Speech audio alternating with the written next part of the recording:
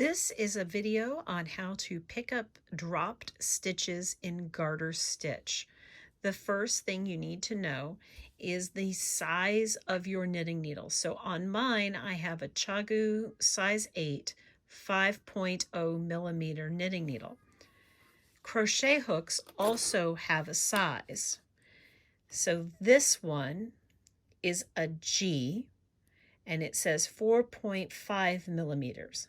That's great. Each of the crochet hooks should have its own size. If you have really old ones, which I'm not certain, I have a really old one here. This one is a D. This one is an F.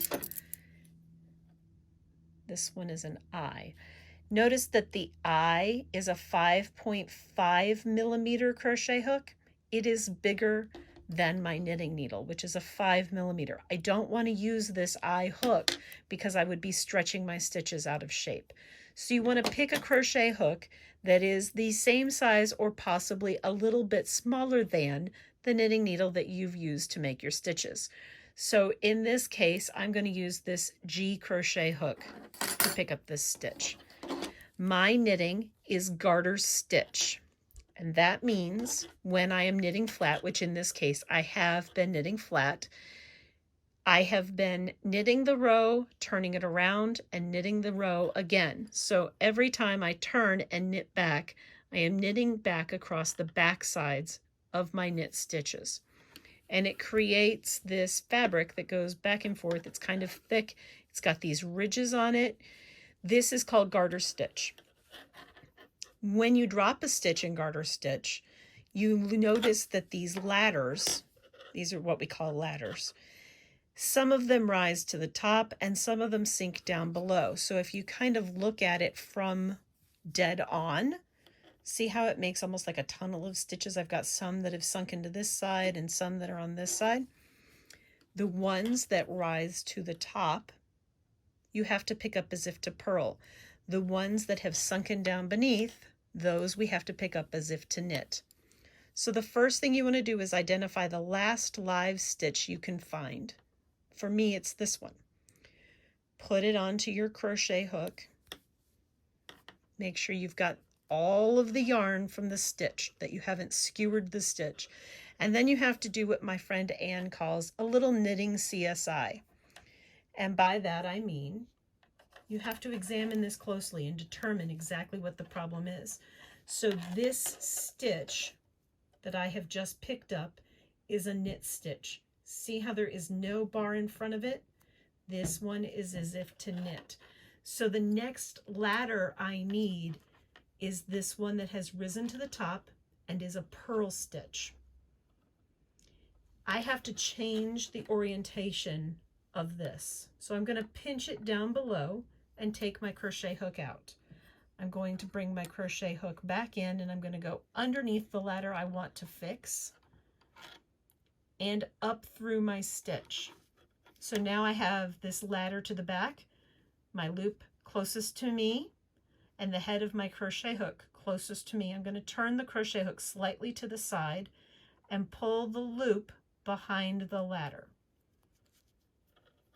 like that. Now I'm going to push the crochet hook deeper into the stitch so it's on top of the ladder, and then I'm going to spin my crochet hook in my fingers so that the head points down, and I'm going to use it like a scoop to scoop that ladder back through the stitch. And now I have made that into a purl stitch, and I know it is correct because I look beside it and everything beside it looks alike. Fantastic. Now I need to pick a knit stitch because I just did this one as if to purl. My next one is a knit. I don't have to change any of the orientation of my fabric.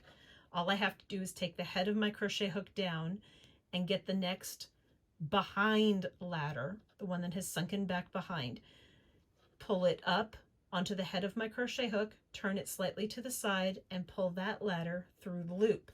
And I have now recovered a knit stitch. And if you look, this stitch matches the one beside it. It's a knit. Now I need to do another purl. So I'm going to take my crochet hook out of my knitting I'm going to go underneath the next ladder that has risen to the top and through the loop. So I have the ladder away from me and the loop closest to me. I'm going to turn my crochet hook slightly to the side, pull the loop behind the ladder, and then push the crochet hook up through the knitting a little bit, spin it so the head is down, and use it like a scoop to scoop that ladder through the loop. Use your hands to pull this apart so you can really see what the problem is. My next stitch I have to pick up as if to knit. That's one of the sunken ladders down here. I would just pick it up, scoop it, and pull it through. Looking at these further, I have a purl, then there's a knit and a purl. So I'm going to go ahead and do those real fast, and then we're going to talk about where to put the stitch. So I'm going to take my hook out, go under the ladder, through the loop, turn it to the side, pull the loop behind the ladder, push the hook forward, and spin it down. Use it like a scoop. Then I'm going to come down here and I'm going to pick up the behind ladder, pull it up, and pull it through my stitch. Now I have one more purl. I'm going to take my hook out. Notice I'm pinching it with my left hand, stops it from unraveling. I'm going to go under the ladder and through the loop. I'm going to turn my hook to the side. I'm going to pull the loop behind the ladder, push the hook closer to me so it's further onto the hook, spin it, use it to scoop this ladder up, and make my last purl. Now we have to decide, where does it go? So the next thing you have to figure out is, where is your working yarn? In my case, my working yarn is attached to my right hand needle. Let me zoom this out a little bit more.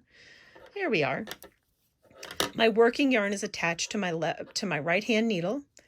My crochet hook holds the stitch that had gone astray, and my stitches yet to be worked in this row are on the left. So I want to take my left needle and I want to go through that stitch like this so that the hook and the knitting needle are both running into the stitch. And I want to take my crochet hook out, let it go, and I am ready to move forward. I know that I have recovered this correctly because when I start looking at my knitting, my rows line up all the way across. What you do not want to do is pull those loops up ginormous as you repair them, because if you do, you're going to pull yarn from the stitches beside it to lengthen the size of the stitch you're trying to repair, and it will make this much more visible. So the closer you can work to your knitting, the less it's going to be visible. And you can see that it looks great from the right side and from the wrong side.